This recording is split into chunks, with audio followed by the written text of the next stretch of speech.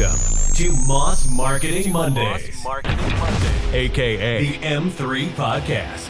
Brought to you by Moss Marketing Group, bringing you everything marketing every Monday. Stay tuned for marketing tips and tricks you can use today. The M3 Podcast, marketing knowledge to help you succeed. Let's get started. Welcome back to the M3 Podcast. This week we got Ricky and Lauren on with the MMG gang. We got Skip with Pal.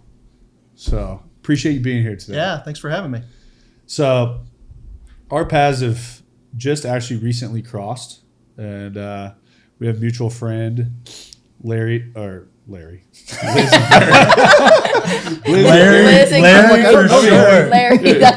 a good one. I mean, we can just put it together and it's one person. So Liz and Gary that have Complete PT. Liz had reached out actually quite a while ago to come to a PAL meeting. And I told her, I was like, yeah, for sure, I'll be down. I think I missed the first one. I came to the second one. And I had no earthly idea what PAL was. And after getting to go to that first meeting, it was something that we've now partnered up with and doing a bunch of stuff with you guys. But it is really cool what you're doing. And that's something I want to get to. But I want to make sure before we get to that, I want to cover what your story is. So I want to rewind to the beginning where it all started. So did you grow up here in Kansas City? Oh, wow. Yeah, so I grew up that long ago. So I grew up in Kansas City. Actually, I lived north of the river my whole life. The only time I wasn't in Kansas City is when I went to school at Northwest. So that was it. Also a Bearcat. Yep. So many Bearcats come through these doors, man. Dude, it is kind of crazy. Fort Hays down here. Fort Hays. Yep. Sorry. I was actually a broadcast major, so you can see how that plays into being a cop. Yeah. Makes sense. So what made you want to go to Northwest? Actually, true story is that me and a couple of guys from high school went up to visit. And when we went there, we went to a frat party. And I walked in, and there was a gentleman who was, and I use the term gentleman, who was sitting on a couch, and he was drinking a gallon jug of beer. And I thought, man, this place is for me. That's pretty cool. So that sold me on Northwest. I didn't actually visit any other campuses. I actually never even visited Northwest. They came to our college or to our high school, and when they were talking about all the colleges, and we sit through this deal, and I talked to the guy, and he goes, there's 7 girls to every one guy at Northwest. I'm like, I'm going there. Sounds like a place I need to be. Well, and everybody told me in high school, like, hey, you were good in speech and all this kind of stuff, so you had to go up and do communications. So when the advisor's like, so you want to be in communications? And I was like, yeah, I think so. And he goes, what about broadcasting? I was like, I don't have any idea. Yeah, I can do that too. So that was my field. That's how much time I spent into thinking about my career path. Yeah. Mine vastly changed quite a few times when I was in college. And started off pre-med. I actually found out I didn't really like sitting in a classroom at all. Yeah. And then I took my first geology class, and we got to go outside all the time. I was like, you know what? I don't really care. I'm going to go do that. Then got into physics and just understood the math side, really liked the math side. That was something I always found joy in. So good stint up there. Yeah. But so you finished up at Northwest, and do you travel straight back to KC? Yeah. So another little fun tidbit is that when I was at Northwest, I was the voice of the Bearcats. So I did all the play-by-play for all the sports. And back then, I don't know if you know now, but like they've got great sports. Mm-hmm. We did not have good sports back then. So anyway, I used that, and that was going to be when I got out of school. I was going to be either some type of broadcasting where doing play-by-play or doing broadcast sales. First job I went to, there was like 300 people applied, and I was second. They took the top person, and if they didn't, it would have been me. And so, of course, the first person took it. So then I'm like, okay, I got to do something else. So, yeah, then I came back to Kansas City. Yeah, I don't think a lot of people stay in Maryville. I don't think there's a whole lot there to stay there for. Not so much. If people do stay there, I think they teach something or they come back. Part of the school. Yeah. I don't think you stay there to work at Kawasaki, but the Duracell plant's gone, I think, now. Yeah, too. Probably so. Yeah. So, or you can work at Pizza Ranch. They do have a Pizza Ranch now. Oh. So. Pizza Ranch is underrated. I want to agree with you on that. I'd say it's rated probably exactly where it's supposed to be rated. But I mean, the parking lot shows. I mean, we'll take that as. But so you come back to KC, and you start looking at broadcasting here. You start looking at what does life turn into? Because I know so many people come out of college, and I think that's probably one of the most confusing points in most people's lives. Mm-hmm. I think it's like one of those spots you turn and there's like 4,000 different roads to take. Yep. Everyone's telling them something different. And they're like, you should be doing this, you should be doing this, you should be doing that. And it's just like, I think it's a very confusing spot. So when you come back to KC, what does that all look like? It was very confusing. But so I started dating my wife in high school. So I went to college and then come back to Kansas City. So we're still dating. Probably this is now year 5 or 6. So that's kind of the drawback, or bringing me back to Kansas City. And I really didn't know what I was going to do. And I ended up selling forklift parts, which is something that most people probably get in their lifetime. You guys ever know anything about forklifts? Have you ever driven a forklift? I'm pretty sure we had somebody on here. Who was the last person we had on here? Joe. Okay, before Joe. Somebody was just on here talking about being, maybe this was at the office. They were talking about their last job being a certified forklift operator. I was like, yeah, 2 people now. Yeah. Well, I was maybe just a year out, and a friend of a friend said, hey, do you want to sell this? And I'm like, I don't have any idea what a forklift is. I've never been on one. But I sold for about a year. I sold forklift parts. Fun little tidbit to that is that my introduction into law enforcement was I trained a guy who started with the program. This is a small company here in Kansas City, and they were being federally, the FBI was monitoring their services. And Are they forklift parts? Yes. They were laundering some money through. And so idea. I trained. Do a forklift parts. I like it. Nobody even thought of that. Yeah, no. And so the short version of the story is that I trained this guy, and I was the only one who didn't have to give a statement, because when I trained him, we just basically went back to my apartment and we were playing video games. And this guy's like, he's not anything with this, right? So, but I come in one day and the doors are all locked up and the feds had closed down, but I didn't ever have to give a statement. But that was my experience with forklift parts. I worked then for. So if you thought you were confused when you got out of college, like, Lord. hey, this place just got set. I picked the wrong path first. Well, that This wasn't place the was right closed down by the FBI. Yeah, and, at least I wasn't, doing anything with that. I didn't have any part of it, which was pretty obvious. But so then I played sports, a lot of sports, basketball and football and softball, and we had a traveling co-ed softball team, and one of the girls on our team was. She wanted to play. She was her brother was on the department. And so she came to one of the games and she's like, hey, I got accepted into the academy. I'm like, that's really cool. I could do that, being active and stuff. So I'm like, oh, I'll do that. So I applied for Kansas City, and I applied for Missouri State Patrol, and got accepted to both, and then had to make a decision which way to go, and chose Kansas City. I really had no idea, didn't know anything about law enforcement, but 25 years later. So why is it when you get pulled over by a state trooper or you get pulled over by KCPD, one, there's a good chance you get off on a ticket. The other one, there's no chance it's happening. Yeah, because that state troopers they take that part of the job really serious. Usually for city cops, they've got so many other things that they're really looking at. And so that's not necessarily, it's not, maybe if they're using the speeding ticket as a way to kind of contact somebody, but state troopers are really using that just as trying to, restrict the different violations. Because I feel like anytime I've gotten pulled over, I try to be the nicest person that police officers ran into all day. Mm-hmm. I'm like, you know what? They probably run into a lot of assholes all day. Mm-hmm. So like, I got pulled over by a state trooper once, like pulling in a dealership. Like I'm on the highway, everyone at the dealership's watching me get pulled over. I didn't know that they had radar behind the car. Yeah. So that's how it got me. I'm like, I come up like, dude, so my bad. Like, and I was like, dude, I appreciate everything you do. The guy was super cool. And I was like, not gonna take it. No way.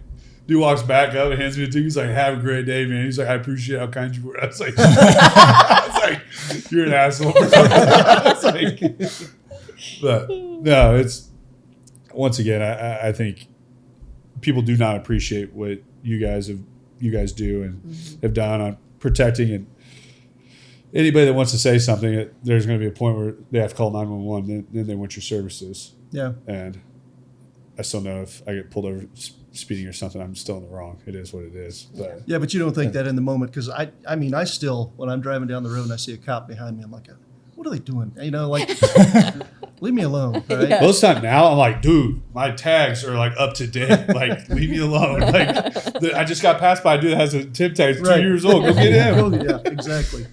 But no, so when you get into the academy, was that something like when you get into it, you're like, hey, hit the ground running? Like, I don't know what it looks like going through the academy for that all to happen. So what's that kind of transition look like? Honestly, I didn't know either. But it was 6 months of. It wasn't really challenging. I mean, it's really more about learning all the different policies and procedures and all those kind of things. But you know, I like it from the physical standpoint. I like to try and stay in shape. So that was encouraging. That was something that drew me to it as well. And it just kind of, and actually a cool story is that when I went and I told my dad, I was like, I went into his office and I said, hey, I'm thinking about applying for the academy. And he doesn't say anything. He sits at this big desk and he's got his bifocals on and he looks over the top of his eyes and he goes, what are you going to tell your mom? I thought, oh crap, I hadn't thought about that, right? So I was like, well, hopefully you can help I'm me. going to tell you the forklift operation was taken down by the FBI, okay? It's done. I don't have any choices now. Yeah, so a couple days later go and tell my mom, and you know, my mom, she big old crocodile tears and everything, and I'm like, oh, she's worried about her little boy, and she doesn't say anything. She goes downstairs and she comes back with this box of relic artifacts, and it was my great grandfather was a KC copper, and so she had all of his stuff that was kind of passed down. And honestly, I didn't even know about that. I kind of generally heard something about it, but like I never put it together. And she told me, she's like, hey, this is not just a job. This is your legacy. You're carrying on a legacy. I'm like, well, that's kind of heavy, you know. So Easy, Mom. I haven't made it to the academy. Just made it put a way little more pressure on me, intense. right? Yeah. So and it was cool because that was in '97 when it was just before, you know, we had 9/11, and like 9/11 occurs and everybody loves cops, and everybody loves first responders, and so that was, you know, the big deal. But then at the end of my career, everybody hates cops, and you know, cops are the problem. So I got to see both ends of the spectrum. Yeah. And I think that's probably a hard transition over a career from one side of it that, once again, people want to say what they want, but then when they need help, then all of a sudden they have a different perspective. Yeah. Yeah. Yeah. And so you go through the academy, you roll out. What does the police career look like from kind of beginning to end? And then we'll jump into the PAL side, but like, how was that career? Yeah. So when it's kind of a big blanket. No, statement. I mean, it's just 25 years. I can Yeah, cover it in a just couple real fast. You got 3 minutes. Go. So, like the first 3 or 4 years, you're required to be out in the field. So that's a great learning experience. And you know, honestly, you don't learn everything about law enforcement or about the policing profession probably till 5 years. Like there's always something different, always something new, interactions, things that are just you're constantly learning. So every night was kind of a new experience, which I loved, right? But then after 4 or 5 years, you start looking at other parts of the department, and be a detective, or you know, go into promotion of a sergeant, or different places. Which KCPD's, you know, it's a good sized department, so there was lots of places to go, and different experiences, you know. So I didn't really choose my path. I think my path kind of chose me. I was telling the story. I was at the academy one day, and one of these officers came up to me out in the hallway, and he's like, hey, we don't have anybody over our unit at the academy, and it's the professional training, which is like our continuing education. He's like, but we think you'd be good be a supervisor for us. I'm going, I don't even know what that means, but okay. Supervisor sounds high. Yeah. Take it. So, and I've been a sergeant out in the field for a couple of years, so you know, I had a little bit of experience, but that was probably the most pivotal point in my career, quite honestly, maybe my life, because it introduced me to a lot of leadership contents. And fast forward 5 years, we created a leadership academy, and that leadership academy had like 9 different courses. I was fully invested in that. I taught those courses. We actually partnered with Benedictine College to have a master's program. So it was like high level stuff. And there was nothing for me. Everybody I was around was like super smart, but I was supposed to be the supervisor. And they'd come in my office and say, hey, we're thinking about this and this and this. I'm like, okay, so I need to clear a path. Is that what you need? I can do that. And that was kind of my role. But it was cool because we had several agencies, which seems kind of counterintuitive that you would think law enforcement would have leadership classes. But most of the time in law enforcement, back then we didn't talk about leadership and how to lead people and lead individuals. So it was kind of a foreign concept, and it was just kind of sparking. And we were having organizations all across the country who were modeling what we were doing through our leadership academy at their academies. That's pretty cool. Yeah. So is that what you finished off your career in the police side with? No. So true story is that just towards probably I was maybe 15 years into the department, and I got voluntold that I was going to be going to PAL, which I had no idea what PAL was. You were on the same page as me. Yeah, seriously. And it had been in our organization just about the entire time I was on the department, but I always thought it was like cops playing sports, like intramurals. That's totally like when Liz was like, you want to go to PAL? And I'm like looking at the name, I'm like, so we're going to like go out and like just watch cops play sports? That sounds like a lot of fun, right? This sounds cool. Like, do they need a team to scrimmage? It's like we're bringing out the marketing team to scrimmage. Yeah, that's exactly what I really didn't know what I was getting into, but basically they wanted to disband the Leadership Academy, and they talked about how, my boss's boss said, you guys have all these applications of talk philosophically about leadership. Let's see it put into action. And I was told when I volunteered to go to PAL that I could just go there and retire. Don't worry about anything. It's going to be an easy job. You're not going to have to do anything. And I'm like, It sounds too good to be true. It's too good to be true. Yeah, and that's not me. I mean, that's not anybody in this room. That like you're not going to sit still and just not do anything. Yeah. So, I think it was kind of a. I mean, I was pretty pissed about it because we'd worked 7 years to build this up, and it was all disbanded. And then they're like, okay, now go down to PAL. So that was my story to get to PAL. So I spent the last 10 years of my career, 12 years of my career at PAL. So you roll into PAL, and it's pretty much like the Marriott of anywhere around, just nice as can be when you arrive, right? Yeah, it's a dump. It was an old 1960 building. Parks and Rec had it, and they were walking away from it because they couldn't get their kids to come there. They couldn't get families to come there anymore because it's a rough neighborhood. So when I was there for 3 months, and basically we were going to be bankrupt as an organization, the PAL not-for-profit, and the building was going to be condemned because it was in such bad shape.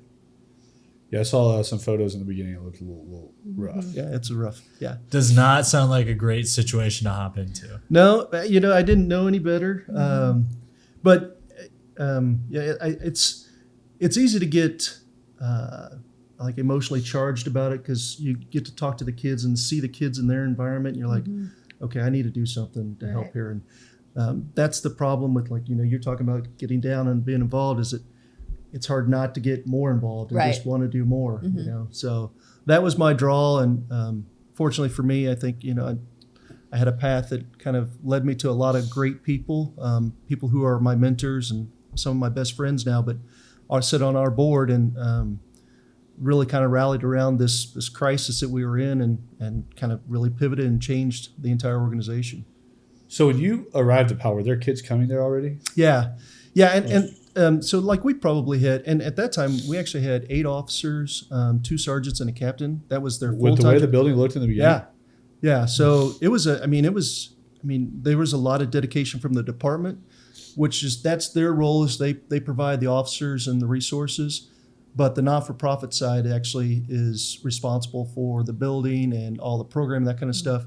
And at that time, our board was pretty ineffective and pretty stagnant.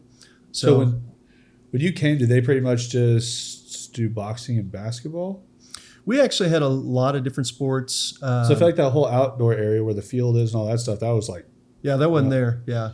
It kind of looked like a Call of Duty map at one point. the photos you're showing, like, it didn't look like people were actively going there. Yeah, no, we still had a lot of kids that came, and it was cool because, the building was so run down, but it's also part of the neighborhood. I mean, it blended in really well with the neighborhood. But kids could come there after school, and it was still a safe program, a safe place for them to be and off the street. And then they're interacting with cops. So, I mean, it was still working. It needed some legs to get bigger. Yeah. So how many years have you been with PAL? So 2012, 12 years. Yeah.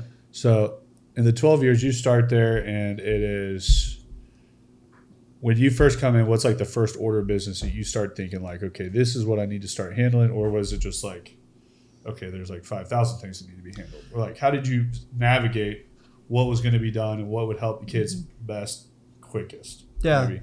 Honestly, so my role was the administrative sergeant, which the captain that brought me down there, he said, who I know really well, he's like, Skip, you're going to handle the finances and do the business side of the not-for-profit. And I told him, I'm like, well, Captain, I don't have the first clue what that means. He's like, and I also worked at American Century for about 3 years, and he knew that. And he's like, well, you handle finances. I mean, you worked at American Century. I'm like, Jim, stocks and bonds are not checking, right? I had no idea what that was. I was like, I don't even. We're going to turn this into a PAL hedge fund over here. We're going to take all the money, we're going to put it in the stock market. We probably would have been better served. But I told him, I was like, I don't even balance my own checkbook, and you want me to run this not-for-profit? It's probably not the best recipe, but kind of the arrogance of the profession is that we think that we can stick anybody in any position and they should succeed. And only by the grace of God did things succeed, but it's not because of me. So, yeah. But I feel like with all the different things that take place at PAL, like when you got there, did they have the clothing drive? Did they have the pillow drive? Did they have the food that was going home with kids? Did they have like all those things? Because it's not like overnight. It was just like, hey, I think like, oh, bam, it all happens. Like, no, there was none of that. Like there was, we didn't feed the kids. It was really about just a place for the kids to come, and we had lots of different sports activities where they could go partner with YMCA, or they partner with RBI for baseball, and the kids would get some type of activity. So it really was just about sports. But as we kind of went through that journey, I'm like, there's so many facets of these kids' lives that we take for granted that it truly does. I mean, they don't have it, and we need to be able to provide for it.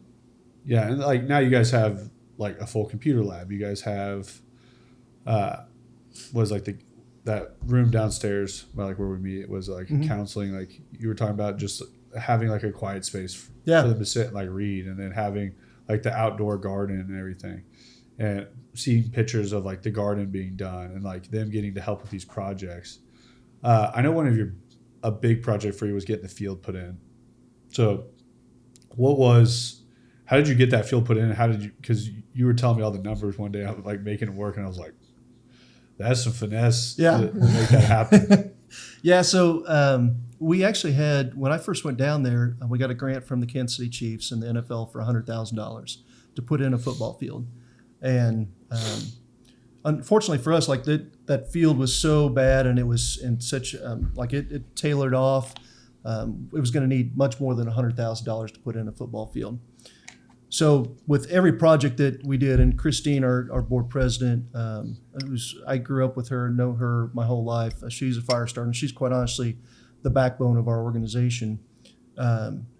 We would meet with all the different vendors, whoever was doing a project down there, and say, hey, this is why you're doing it. And every time somebody hears a story about, you got cops who are working with community volunteers and organizations to help kids who really need help. Not too many people look at that and go, we don't need to be involved in that. Most of the time they say, hey, we'll do this for you, and in fact, contact so-and-so because they can do this and this. So that football field was a great learning point for me, because we took, leveling it off. We had to get 250 dump loads of EPA certified fill dirt, which of course I don't know what that means, but I told that's how we have to have that. So Christine makes a call to one of the builders up here, and he donates the dirt. And he's like, well, but you're going to have to pay my drivers. So we meet with all the drivers and tell them what they're doing. Like, no, we grew up in this area. We're not taking your money. So We took that $100,000 and basically multiplied it to about $700,000 to $800,000 just by meeting with all the vendors and doing a lot of the work ourselves. We rolled the sod ourselves. You guys ever rolled sod? I haven't. I'm telling you, it's So if I need help rolling sod, I call you. not a chance. Not a chance. I feel like you took that multiplier of $100,000 to like 700-800. I feel like that was your inner stock trader. In you. Which That's of a course, crazy return. Man. That's awesome. But at the end of this podcast, people are going to be hitting you up. Just so you "Yeah, know, I'll give you money. Can you multiply it? I can't do that with my own finances. So yeah. Yeah, and I think PAL, once again, I think there's so many different facets of it. Like you said, like the growth of all the different things that I've learned about just recently. Yeah. And what all are, I mean, you might not be able to name all of them right now, but like, what are all the different activities that take place at PAL? Yeah. That we've watched videos and they're like, oh yeah, there's this big shipping container out there that's completely filled with bicycles that they go do like whole bicycle trips and everything. I was like, there's just so many different things that are taking place. So what does it look like when you guys come up with like, okay, this is something we need, this is something the kids need, or is it, I kind of do know the answer, but how do you get that feedback? What do you look for in like doing all that? Yeah. So like our officers, since they're working with the kids on a day-by-day basis, and they have build relationships with them, and the kids say, I want to do this, I want to do that. I've never done this before. And so our officers really gather the intelligence and say, hey, I want to maybe start this program. One of our officers came to us and said, kids said that they've never been on the river or never been in water and they'd like to kayak. So came to the board and said, can I get certified as a kayak instructor, and I take the kids on the Missouri River kayaking.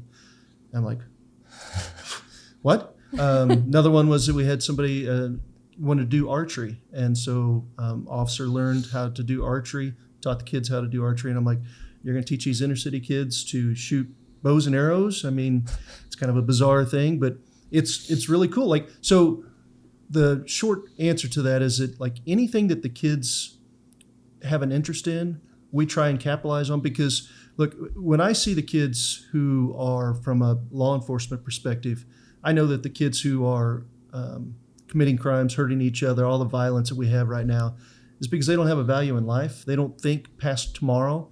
And I learned early on is that, you know what, if we give them a vision, if we cast a stone and, hey, this is the path for you, just like my own kids, I can't be with them 24/7 to make decisions. So when they're at that crossroads, hopefully we've given them enough information to make an educated decision, and then they can go and do the right thing. And all the time you'll hear them say, man, I was out Saturday night doing something, and I could hear, Coach Officer so-and-so in my head going, you better not do that, right? So, but otherwise they don't have that influence. And so it's really not about the activities. For me, it's more now about all the things that we can provide outside of their world. So we draw them in through those activities, but you talked about the food, you talked about clothing, hygiene products, which just blew me away that our kids, get bullied in school because they don't get to shower at home because they may not have running water, they may not have electricity. So, the fact that they're being bullied because they smell, that like a 2-ton bricks, or that, we have kids who pass out because they haven't eaten for 2 days. Like, yeah. So we've got to do something. So all those things, but then, COVID hits, and what I didn't learn is that our kids, for the most part, really, kids struggle mental health anyway. There's so many different challenges that we put them in, and social media plays such a big part in that, right? But then COVID hits and it just kind of multiplies everything.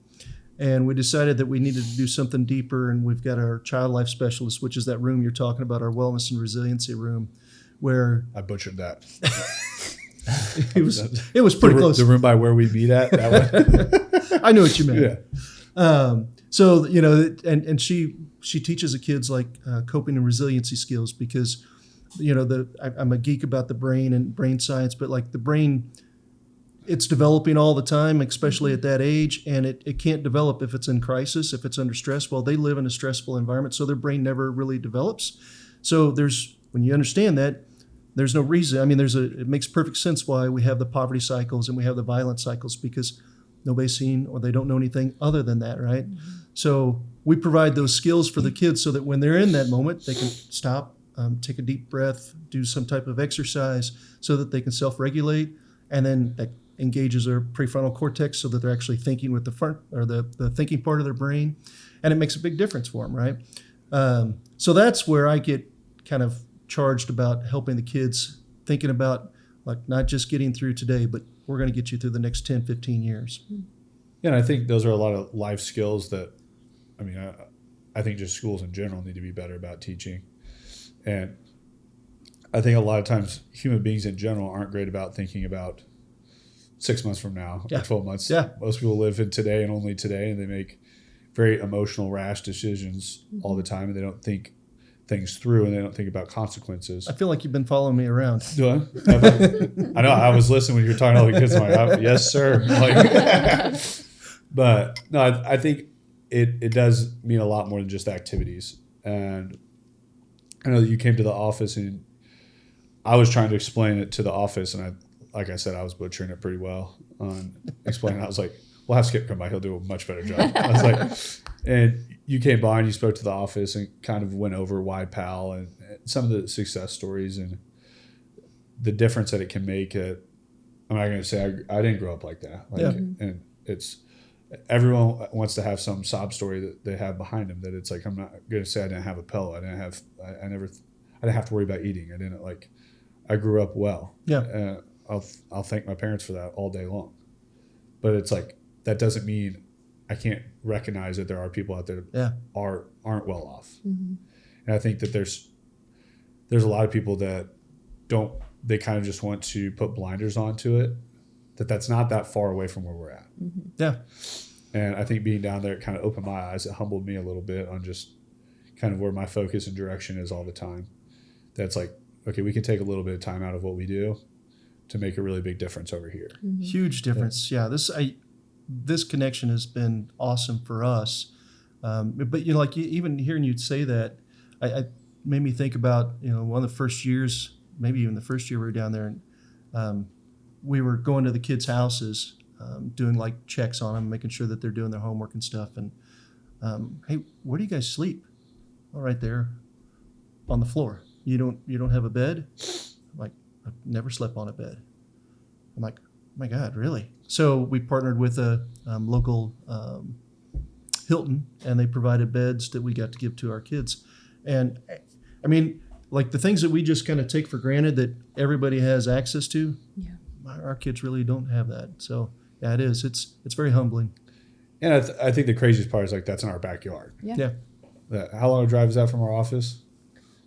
10 minutes. 10 minutes. Yeah. You drive 10 minutes and people are living like that. Yeah. I think some of the things that people just focus on all day, every day, that sometimes it's just like take a minute and step back and just look at something else that's going on. Yeah. And look at having a little bit higher purpose in life to maybe help out, because the littlest thing to us can be the biggest thing to someone else. Yeah. You come in and you give a bag of clothes that you're thinking are trash now because they don't fit you. Could mean the world to someone else. Mm-hmm. Yeah. I think it's just crazy to think about like when you're eating on the weekend and like you go through your pantry and you just clean stuff out that you're like trash. And we're going through these bags that they get to take home on the weekends when I was at the last meeting. And it's like, but the cool thing is it's not just snacks. It's like easy things that a 10-year-old can make. Yeah. That's like ramen noodles, like simple canned vegetables that all have like the pop tops on them. One of our biggest requests are bread and peanut butter and jelly. Yeah. Things that, that we had all the time, right? Yeah. Yeah.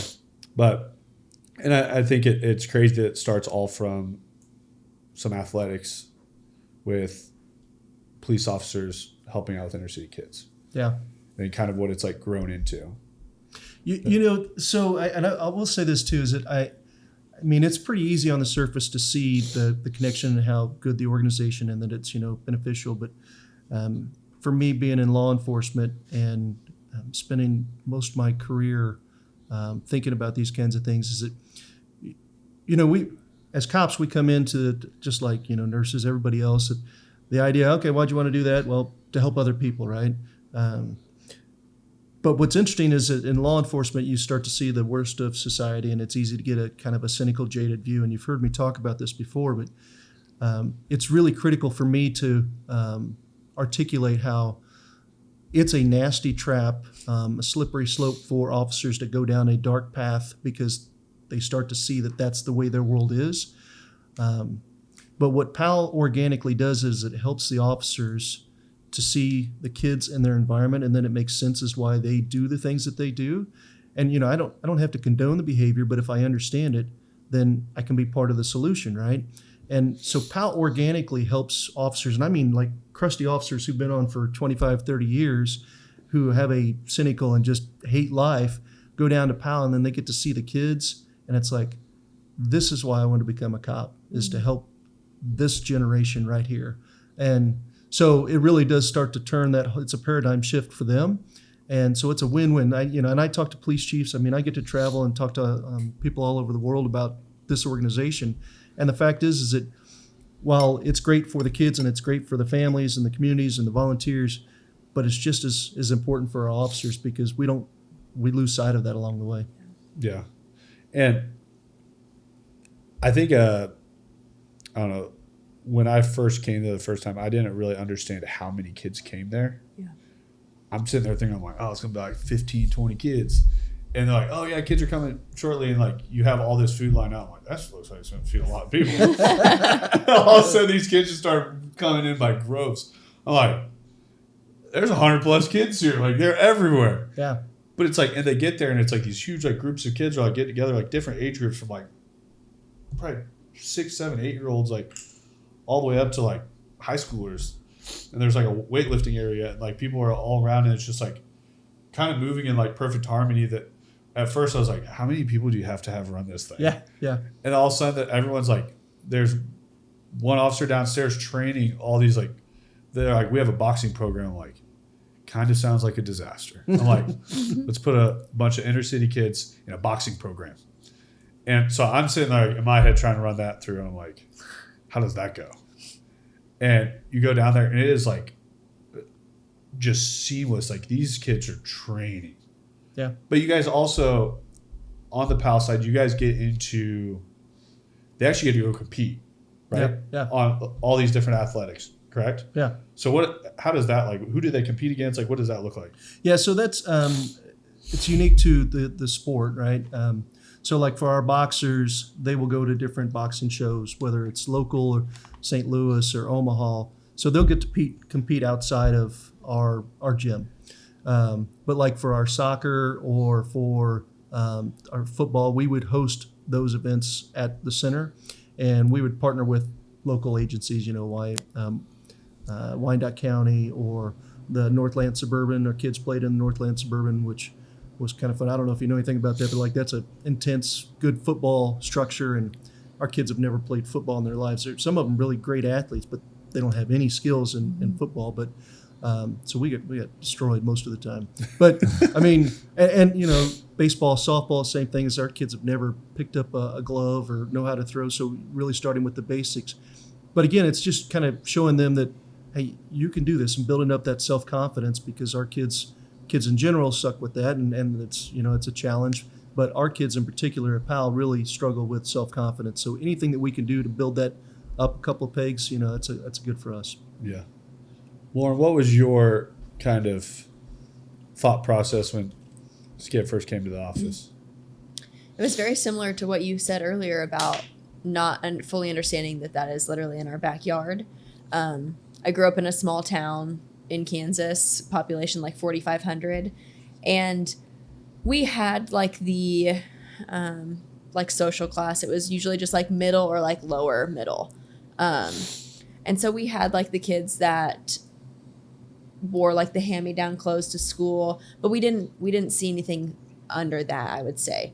And so moving here to Kansas City and being in my first big city, that was very eye-opening to me, because I'll admit, I think I definitely did have blinders on. And I'm like, oh, that happens in California. That happens in New York. That doesn't happen in Midwest United States. So I think it was extremely eye-opening, the PowerPoint that you showed us But one thing I did particularly notice in that PowerPoint was the smiles on the kids' face. You could tell just from the photos that they felt at peace, they felt at home when they were at PAL, and they genuinely like enjoyed going to a place like that. I do also feel like when you get into like that end of middle school, early high school age, they're kind of, they don't want to be, they're in that kind of state where they like going and playing activities it's for little kids. Yeah. And so it's really cool to see that those kids are still willing to go do that, even though they may feel above it, if that makes sense. But no, I'm excited to have any sort of hands-on involvement in PAL, because I love like just being there for kids. When I was in college, I coached for 4 years. I coached middle school girls basketball, and then I coached 1 year of high school girls softball, and I loved every second of it. Just the joy of like not only getting to do something that I love, because I miss playing sports and I miss having that competitive aspect, but being able to teach younger kids, the younger generation, is really, really fun. So Yeah, you have to have a lot of patience. 100%. Yeah. It helps me. I don't have a lot of patience. If anyone knows me, they know my patience level is about under here. Yeah, that's, and you know, but the thing that comes with that, and you said it, is that we all want to feel valued, right? Mm-hmm. We all want to feel appreciated. And most of the time, I think our kids wouldn't articulate it this way, but like they can go through school and they can go through home and not be noticed. Right. But then when they come down to PAL, that is where they get their energy, because somebody cares about them, Yeah. somebody engages with them, they feel valued, and they're Yeah. part of something. And most of them would tell you that they're part of a family being out of Yeah. PAL. I love I that. think that's the biggest thing that stuck out to me is how well they all like, and I don't know if it's just happened to be that day. I don't know if it's always like this, but they all seemed like got along so well. And it looked like they were one family. Yeah. That was really cool. It is, you know, it's strange how, I mean, we still have a lot of family members who, like, you know, if they get into a tussle out on the court because they're brothers or whatever, right? But so that still happens, but like there's a true appreciation. And I mean, from an inclusive standpoint, is that our kids don't recognize somebody different from them, right? They're in that environment. It's like maybe they do outside of these walls, but when they're there, it's like we're all here together. Yeah, I mean, it really is. It's a special place. Yeah. When we were there that day, they brought ice cream out. I wasn't going to take any of their ice cream, but I was a little jealous at that point. They're all running over, cheesing ear to ear, getting ice cream. I'm like, I know, it looks pretty good. I'm not going to take any. About $1,200 worth of ice cream that day. Yeah. That's pretty crazy. Yeah. But no, I think it's cool on the involvement too that it has just from so many different aspects. I think it's actually pretty crazy that I don't know how I hadn't heard of it. Yeah. Like, I gotta apologize, my nose. Well, so while you're doing that, I'll speak Thanks up. for the save. You're leaking out your nose over there. You know, it's so my role, as I told you, like to start off was just to do the finances. Well, then I quickly became a project manager with all the things all the renovations that we've done, which is about $5 million worth of stuff that we've done down the building.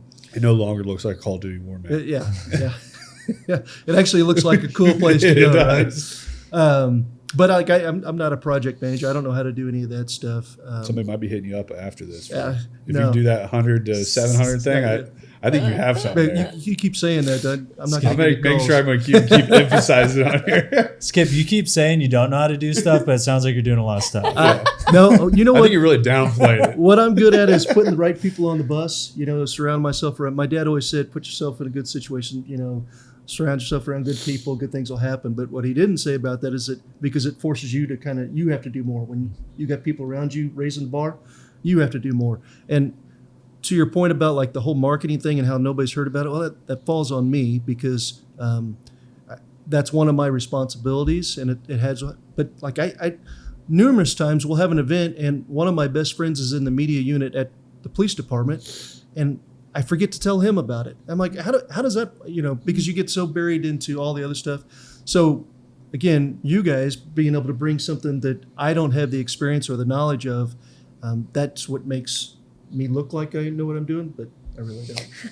Yeah. Shout out Gary and Liz, aka Larry. Larry. But no, I think that was something when we first came down. I saw it as such a cool opportunity, and I look at a lot of things that I'm one person. If I can give my time and I can come do that, I can only give so much. And it's like I still have a job, I still have to cover my bills, run a company, do everything like that. So it's like I'm not going to be able to allocate all of that. But I look at the power of reach on the internet now. Yeah. And how there can be so much more to be done. And I looked at it through a marketing lens. And I think a lot of times when you have a non-for-profit, people don't look at it as a business operation, that it still is a business operation. Yeah. And you can make a nonprofit be more beneficial to the end consumer, just like you would in marketing or a service or whatever the company may be. The outcome is still the same. And you look at it, it's like you put more eyeballs on it. It's more business owners that are going to see that they have an opportunity to go help someone over here. Yeah. That from a financial standpoint, it's going to be more people that see that there's an outlet for their kids to go to. It's going to be more people that see that they could go volunteer here. That it's more people that see they can donate their clothes here. It's more people that can see that they can allocate money to actually go to a kid that needs food this weekend. Yeah, I feel like there's a lot of situations where charities or nonprofits get a bad reputation because they're like asking for all this money, and it's obvious that that money is not going towards the cause. Yeah. And here, that's not the case. Like these kids are, what is coming into PAL is going to the kids in many different ways. So I think that's speaks for itself too. And that's something that I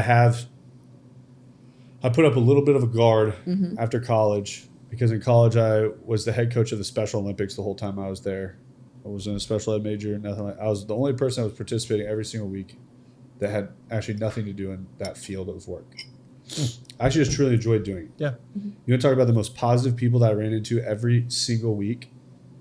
These people didn't have near the opportunities that I'd been given in life, and other people that I knew. That there's people that I know that have every opportunity in life that have this negative lens on all the time. I show up to it was bowling, and I would show up to bowling every Tuesday, and I was so excited for it. People were like, "Why do you do that every single week?" And I'm like, "You don't know the joy I get out of it." Right. Yeah. And it was just all these people I walk in every single time. They were so excited to see me. They were so excited to be there bowling. They were so excited to see their friends that were there.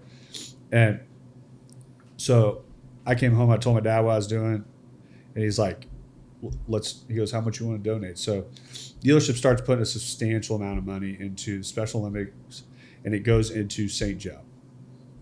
That's where all the money went. That's pretty cool. So we were putting in big money into it. So they're like, because I asked the head of that in Nottoway County, which was where we were up at Maryville, and I was like, they go, "Yeah, you have to donate into St. Joe. We don't have, you can't donate directly into us. Like, we're funded out of St. Joe." This goes on for a year. Then they come. It was my junior year. I'm with Madison, and they get invited. We had 10 bowlers that were capable of going to state. St. Joe, I reach out to the head of the St. Joe branch. I was like, "Hey, I want to take all 10 of them. They want to go to state." It's at, is it Leavenworth, the military base? Yeah. So like, yeah. And St. Joe says, "We don't have the funding for them to go." "Oh, what do you mean?" I was like, "How much does it cost?" Like, "We don't have the funding for them to go." And they're taking 30 out of St. Joe. I'm like, the money that my family's put in alone is more than enough for them to go. And they're like, "Well, it's allocated St. Joe first." So I told her, I was like, "Hey, just so you know," I was like, "How much does it cost for us to go?" They're like, "Well, you're going to have to source your own van, and then you would have to," it was going to be like $5,500 for them all to go and bowl there for the weekend. And then I had to source a van and do all this. So I told him, I was like, "Just so you know, the dealership's done. I want to turn off our donation every month." Well, he's like, "Why?"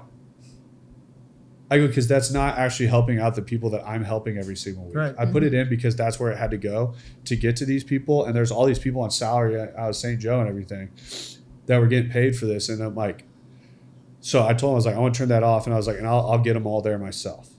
I called my dad. I was like, "Hey, I kind of opened my mouth on this deal." I was like, "I'm trying to source a bus. I need you to help me pay for all this." And my dad's like, he goes, "You know what?" He goes, "Anytime you're doing it for a good cause," he goes, "I have no problem helping out."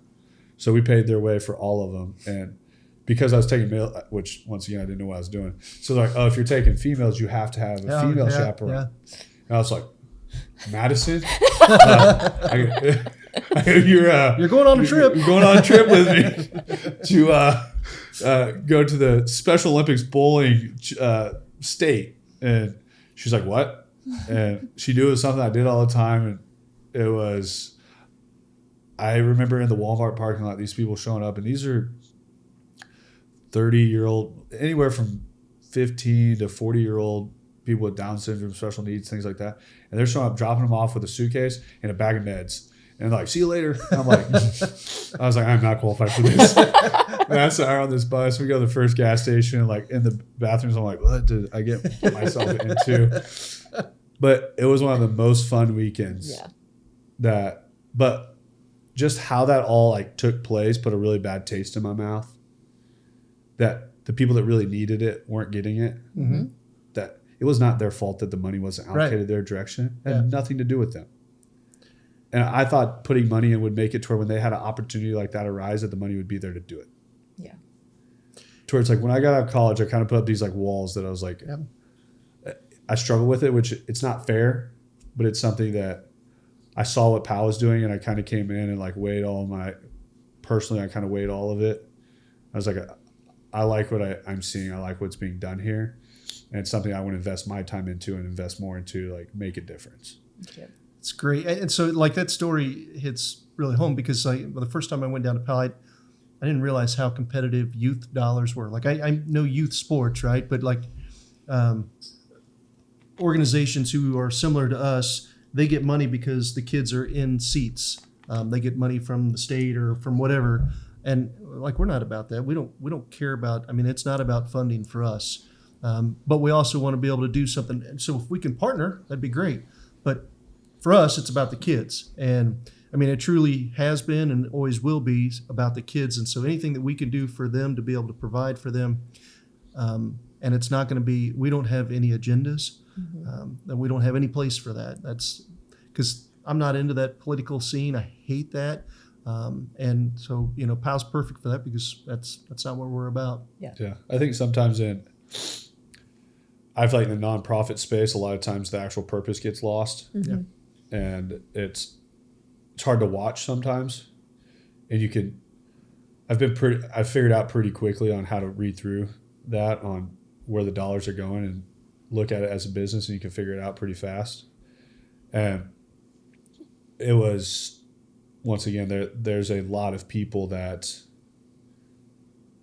I don't feel like get the most out of those because of that. And it turns into this political type scene that I think that needs to stay out of those. And it's like, but there's a point where the funding is needed. There's a point where when you're trying to put in a whole new field, like this stuff isn't free. Like there does come a spot where dollars are needed. Yeah. Yeah. Like I'm not saying there's not dollars that are needed. And like there's sometimes at certain people's time, there's dollars marked to it. You're not always going to find every single thing that you need that somebody's willing to volunteer their time. Yep. To where it's like, but there are certain times where certain individuals are getting way too much for things that they shouldn't be getting money for. Yeah. And so I, one of the things I get to do is I also get to write grants. And if you have anything to do with grants, God bless you, because it sucks. But to your point, we won't apply for a grant to create a program. We want to have a program and have a grant support that. So it works. We want to do it, in my opinion, the right way of making sure we're going to get funding, but we're not going to just go out and get funding for something so that we create something to get that funding. That's stupid to me.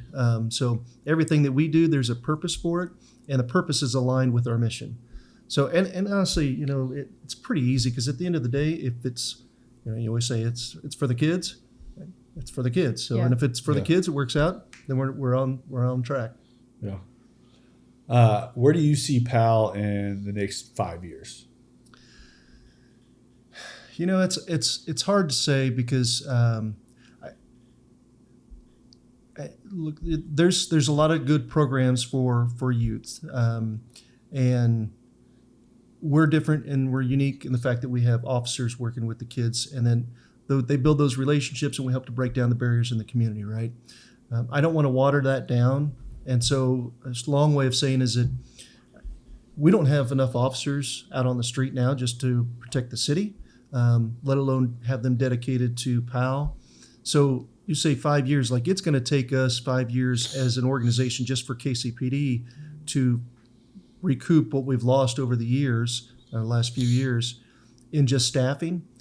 But in my world, I'd love to see like there's 2 or 3 PALs in Kansas City, and that we're reaching, because I know that the model that we have is successful, and I know that it's purposeful. Be able to replicate that in other parts of the city, because there's lots of places where that could be a perfect thing, to help kind of bridge the gap. But I don't know that that's really feasible, knowing how our profession is right now. Do you think the profession side is that increasing right now, or is that still decreasing? I would not say it's increasing. Like it's stagnant at best. We probably can't get enough officers to recoup what we lose on a yearly basis. Not even close right now, just because it's not the cool thing. It's not a profession anybody wants to do. And quite honestly, I don't blame them. I mean, you could be my daughter's a firefighter, so I'm like, you could be a firefighter and go get a cat out of a tree. And sorry, but people like firefighters, right? Sometimes they don't like cops. Yeah. So you've never ran from a fire truck before. Never seen it. Yeah. So I don't know that there's a quick shift on that, but for me, as far as PAL goes, like that's the crux, that's the mission, is to have that with the officers, that relationship. And it's, like I said, it's a two-way street. So it helps the officers and it helps the kids and the families. But I would love it if we had more. Mm-hmm. Yeah. Is there like a success story that you love to tell about PAL, like a kid that started coming to PAL and has now like doing something great with their life? Is there like a specific story that sticks out to you? I've got lots of those stories. And honestly, some of those stories just end with the kids who were going down a path that they were going to probably not be with us, right? So now they're productive members. They got a family. They got a job. They live in Kansas City. But I share this. So I've got two brothers who I always tell. I have lots of stories, but I'll tell these two brothers who we had a running club at PAL, and it was kind of a catch-all event to get kids who weren't participating in other activities. I was a runner, so I'm like, hey, let's do a running club. Run, walk, whatever, just do some type of activity. And we had a couple of kids who, they were really good runners. And I'm like, hey, you guys, man, what are you running in high school? Are you running cross country? Are you doing track? And we don't have any sports at our school. I'm like, what? I didn't know that existed. So I'm outside talking to the oldest brother, and I was like, so if you had your way, what would you like to do? And he's like, well, I'd like to be a dentist. I'm like, wow, that's ambitious. That's cool. That's a lot of school. He's like, oh, I know. He goes, it's at least 6 years. And he goes, but I probably won't do that because I want to do something as soon as I graduate from high school. I want to be able to get a job and start helping my family.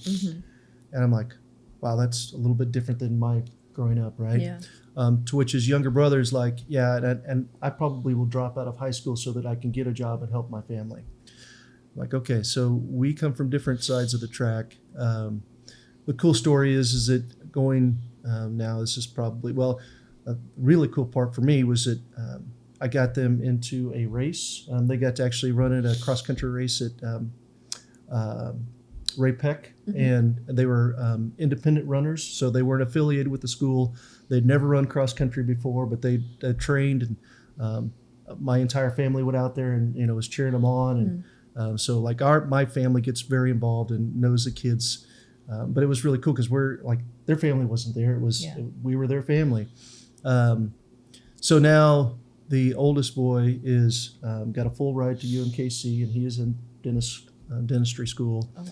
And then his younger brother is a freshman at down in Warrensburg, and he's going to be in aviation. Oh my! So these kids who really had they were at the crossroads, right? And they're thinking about, hey, I need to do this for my family, and they learned that if I do the right things, I can be like that multiplier can be even bigger for my family. And they're on a great path. That's awesome. Yeah. You guys also do scholarships too? Yeah. So we have a scholarship program, and the fact is that when I went down to Pal, if you said, "Hey, who's going to college?" Nobody would raise their hand. Like it was not even in the vocabulary. When I was raised, I didn't even say it. It was just implied. You're going to college, Yeah. right? So we changed that culture and saying, this is an opportunity for it. And most of our kids, because of their family situation and their status, is that if they want to go to college, if they want to go to JUCO or to a university, they're going to get opportunities through grants and have that opportunity. But we also will support kids. We had one of our kids early on who went to Northwest Missouri State, was going to be a walk-on the football team, but this kid from the inner city goes to this small country town, and as a black kid, and he's like, fish out of water. He didn't have anything for his dorm room, so our board raised everything for his board. And me and Coach would take him up there on the weekends. Every weekend we'd bring him home, take him back up, so he could come home and work on the weekends to raise money for his family. But that's the dedication that you get for those kids. But yeah, so we have a scholarship program. It's probably underutilized just from a standpoint is that if we make the right connections, they can do pretty good on their own. But we do have funding so that we can help them all the way. Very cool. Yeah. But